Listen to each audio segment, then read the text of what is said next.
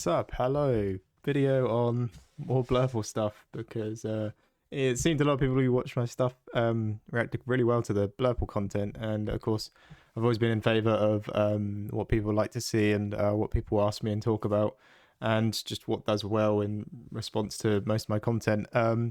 I'll do more on it. So I'm going to choose some more Blurple stuff, and I thought the best place to start would be just a very quick guide on how to get playing on the list. I felt personally it's one of the easiest lists just to pick up, straight off the bat, and learn the very simple Mulligan and like the first, I'd say, four auto turns, or first turn or first three turns that are basically just autopilot, and then from there there's some very much nuance. I think the deck has insane amounts of skill expression as well, and it's just basically your fundamental knowledge of Lorcana and understanding the game, and why drawing cards, or why putting bodies on the board, and why stats are good, and how to make very good trades, how to aggressively push the lore advantage, how to go wider, how to control the board. All those things come into play, and the better you are at them, I think the more you shine at Lorcana. I don't particularly think I'm amazing at it, but I feel like I might have some knowledge on it, and I don't do terrible at it either. But yeah, like I say, I picked up the list. I think once you've got the little very easy Mulligan put down, it's just like your understanding of matchups, like when evasives would be good, when Iago would be good, when Bell and Elsa, and when to use Hades, yada yada. All those things come into play, which makes it an amazing list for new people. I remember as well, new person joined our locals, and I lent them a list, and after game one, after they'd figure out what the deck actually does and how to play Lorcana, they sort of were just firing off with it. So I found it really great, and we're sticking with the JDR list. I think this two-liner, where you're just 4xing and there's a couple 2x's in there, with Bell and Genie, Iago, Elsa as well, Hades, all 4x, it feels very solid, to the point where I think you could take it into any room, as long as the room isn't a Steel Song pit. You could do very well with it. So when I say that the deck has some like autopilot turns at the start, I think to begin with, when you're looking at the Mulligan, it's a ramp deck. You must make sure that you have the 2-cost ramp in the deck. In the hand, sorry. Make sure you have it in the deck, because otherwise you lose the game. Make sure you have it in your hand. If that's requiring you do full 7s, 6 cards, because maybe you keep a Porpsicle, that's fine with me. But you basically want to make sure you have that card in your hand when you start, Tipo or Sail. I'd say the majority of the time, Sail is the better one to have in hand, because it doesn't reduce the hand size that much. You draw a card, then you ink it. And getting another card and drawing through the options that you could possibly have is better, giving you more access to maybe draw into a Genie and Elsa, maybe not a Hades, but Finders, Keepers, or a Friends is great. Tipo is the only times you get the advantages of Tipo is against a sort of aggressive deck that may be playing multiple Merfolks or the 1-cost purple Diablos. I'd even say with the also called Daisy decks, because if they play Daisy, you have Tipo out to bounce Tipo with the Fox, or maybe if you got lucky and got the Bell turn 1, you can have a Bell Tipo and they can take out a Daisy. So I think, yeah, in the options of the 2 ramp cards, Sail is pretty much supreme over all of them. I think it's better in the blind, of course, but Tipo is not bad. A body on the board can start controlling the board, especially when I'm against these like green purples that just aggro out Merfolks. We want a Tipo out just to hit it, and just move on with our life. But I'd say I wouldn't be overly picky on the ramps. Like if you were going into, say, a Ruby Amethyst matchup where Sail is the better card to draw, if you have a Tipo in hand, I wouldn't say you have to go heavy Mulligan for the Tipo. You're not sending away the Sail to try find a Tipo. I think the Tipo still does the job, and a lot of the deck's cards just say draw cards, so you end up replacing cards in your hand anyway. And besides that, you need ramp on turn 2, so just to unlock everything. If you look, we don't really have much to do on turn 3 besides hardcast. If we were at a 3-ink turn, besides hardcast Friends or play a Bell, maybe some Porpsicles or something like that, but mainly the deck unlocks itself when it gets to that 4-ink turn, so we have to make sure we do that. But besides that, the next thing to keep would probably be a Porpsicle or a Bell, and send the rest away. So maybe we could open the hand up and we have a Bell and a Sail. We might just keep those 2 and then send the rest away. And then the vice versa as well. If you have a Porpsicle and a Sail, keep those 2 and send the rest away looking for the Bell. And then from there on out, you know, you could look for the genie, which is the best character to play on 4. Majority of the time, I'd say there are some very fringe moments where maybe an Iago would be better. I'd say in the mirror it would be better. Playing a Merlin goat out against Ambastille aggro sometimes is a bit better because you just get to check more bodies. Like you can take out the daisies and you can take out a Lawrence and things like that. But overall, yeah, it's probably the pattern of the cards you want to keep is a Sail, Porp, and a Bell, and a Genie. And besides that, that's like pretty much optimal hand. The only card that would make that better is a Friends on the other side, so your Bell could sing Friends on the other side. But yeah, optimally, you want in the mulligan, you want to have your starting hand to be a Porpsicle, Bell, Sail, or Tipo, and a Genie. And that would just be like I call it the Exodia, because one of my mates played against me in Store Champs, and when he opened with that, he said, "Oh man, I got Exodia. I think you've lost." Ever since then, whenever I have ramp on 2, Porp, Bell, and a Friends on the other side, and sometimes with a Genie, I just say I've got Exodia in hand. Mainly because it doesn't really matter much if I tell them I have that. It's going to happen anyway, unless it's a green deck that might take the Friends out of your side. But if you're on the play, it's fine, and I'm just getting technical now. But yeah, really, you're just looking for those cards. I'd say that when you get a bit more fringe, so in the mirror, sometimes, you know, if they're going to be playing their Genie first, maybe you're on the draw, you might want to respond with an Iago, stopping that Genie from being able to quest without them having to do some interesting choices to get rid of the Iago. Sometimes a goat can be good on 4 if you're playing against Ambastille, because again, we would like to have the Iago. 4/6 is an amazing stats, but it has Vanish on it, so that's not going to work. And then from there as well, if it's a green deck, sometimes I go a step further and say, right, Bell and Porp is great. I would like those things because if I get them down early, I have something that could challenge the Cove, something that can challenge Ursula. But the next card that I would want is very, very important into the green matchups, especially any of the Diablo matchups, is Elsa. So sometimes I will generally just keep a Sailor and a Elsa, just because I know I'm going to have to be checking a Diablo and hitting it. Of course, Genie will be doing that earlier as well, or, you know, it has just a decent body and it will also check the Diablo.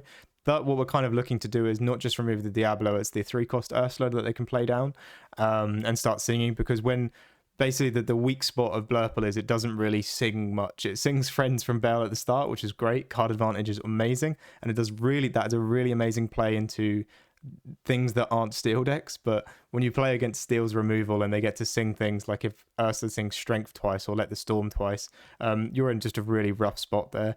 And the same can be said for Ambastille, where you need to be playing the Elsa out, to exert their aerial or their singer to get it off the board so you can stop them singing that whole new world. And why I say the Bell Porp is also great to have in hand, because when you play you can go Bell and then you can go Genie, but the thing is they might actually be able to get those songs off if they had sort of shift targets, or if it's Ambastille where they're able to sing songs earlier with Cinderella and Ursula. So having 2 targets for them to have to remove makes it just a harder task for them.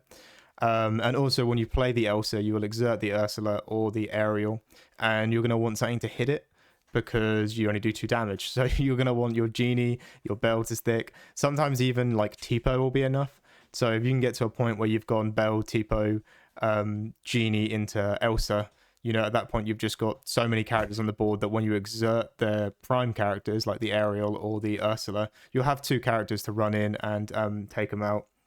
So that's quite important as well. But besides that, like I say, the mulligan is very simple, and those first few turns will just be autopilot. So if I go over to the mulligan guide, the simulator, we'll get a hand here, and I'd say I'd send back it is completely on the blind. We have the ramp on 2, we have the Genie. I think at this point as well, if you're on the play, I'd probably keep that. Even on the player on the draw, I'd probably be fine with that. I don't think I'd send it back. And we don't get a Porpsicle there. You could have probably sent the Genie back to look for it, and to be honest with you, it got kind of rough that we didn't do that. So maybe I should listen to my own words and do things properly. But even here, you can send all these back. You could even send the Genie back for a Bell, but I think because we opened with 2 Genies in hand, now there's only 2 more Genies to find, so I'll probably send them back. And you end up getting just the trifecta of a lovely hand there, you know, where you ink a Tipo. You could even keep the Tipo around, or you could ink a Bell, play the Porp, get the Bell out. And then, actually, to be fair, I would ink the Tipo here, play the popsicle, get the bell out. Next turn, ink something, get sail out. And if you get another popsicle, you can get another bell on board, possibly, if you draw it. But like I say, the earlier turns, it's so autopilot, in the sense of your high roll is that you get bell out turn 1, and if you're lucky, she gets Sing Friends on the other side. You play a card that ramps you on 2, and then you slam down a 4 cost. And the most optimal one is Genie, but to be honest with you, it doesn't matter too much. I think, Genie is the prime one to get in there, but sometimes Iago is going to be better, sometimes Goat's going to be better, but Genie is just an all-round good card to be down on 4.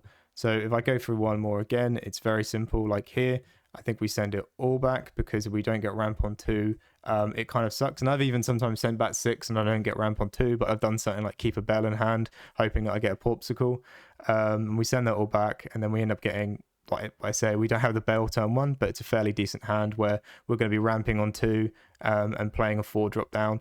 And then from there on out, it's sort of just, I'll reiterate one more time, it really is just, if you're lucky, you get bell down turn 1, ramp on 2, play Genie, play Goat, play Iago, play whichever one you have in hand and like feels right for the matchup.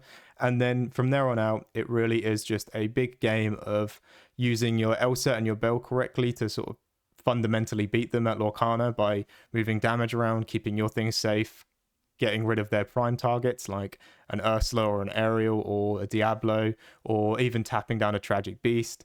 Getting rid of like if you've got Iago into Elsa, getting rid of a Peter Pan Shadowfinder, all those fundamentals of you understanding the matchup, understanding which things have to be removed off the board, and understanding, if I went Genie on 4, like, do I quest with it, do I sing friends with it, understanding all those things. And then you've got loads of card draw in the deck as well, meaning that you'll have just tons of options. Understanding when to play Finders, Keepers, and Friends on the other side at the right time, being able to take off those turns to play Finders, Keepers, and draw 3 cards. Friends on the other side is a bit different, of course, because you have the option to sing it from a lot of things, but it's also knowing, do I want to sing it from a Genie, or do I want Genie to get me 2 lore, and I just rip it. I just play this Friends on the other side and draw 2 cards. Knowing how to use Monstro, Monstro is a good card, but I'm going to need to have cards in my hand that I want to discard to use it, and knowing, okay, if I play Hades onto something, will I lose because I'm going to ramp them, especially into the Ruby Amethyst matchup. That can be quite rough, because you'll get rid of their Maui Shark, but then you're going to ramp them to maybe a 9 ink turn, and they'll just play a Peter Pan Maui Shark. So understanding, look at the hand size that your opponent has, seeing if they have 4 or 5, how many cards they have, like what could be the response from them. If I give them 1 extra ink, are they just going to be prep and put a mana down? Do I have options in my hand to be able to deal with that? And it's just figuring out all those little bits. When to play Tamatoa, I've only got 1 Popsicle in the bin. Is it worth me playing it now? Is it a good enough body on the boards to, say I'm still applying pressure, and will the Popsicles in my hand, is the draw enough? Was that much impactful enough turn? Maybe do I get to 8 ink and just play 2 Genies at once?